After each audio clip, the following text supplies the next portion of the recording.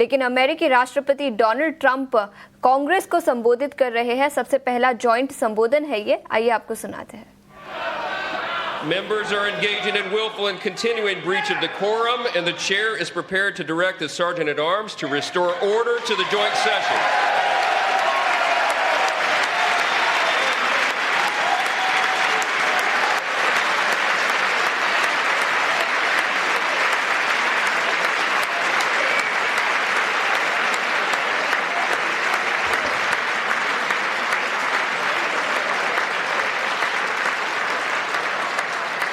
Mr. Green, take your seat.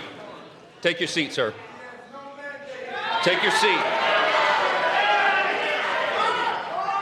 Finding that members continue to engage in willful and concerted disruption of proper decorum, the chair now directs the Sergeant at Arms to restore order. Remove this gentleman from the chamber.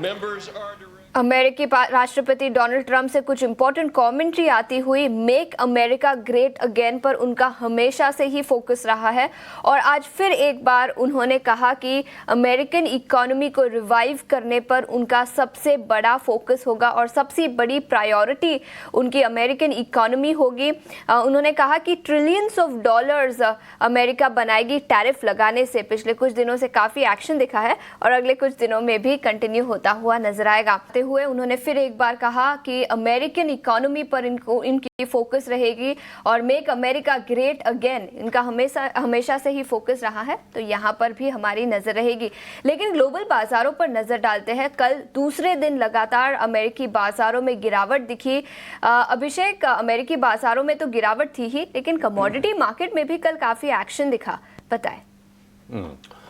आशीषा, देखिए कल हमने follow up selling देखी है America में और 600-650 अंक हमने परसों भी देखा डाउ को गिरते हुए, कल भी उतनी ही गिरावट रही है। हालांकि नेस्डेक ने थोड़ा सा डैमेज कंट्रोल किया और दिन के निचले स्तर से 300-325 अंकों के आसपास की रिकवरी हमने नेस्डेक में देखी कल के सत्र में।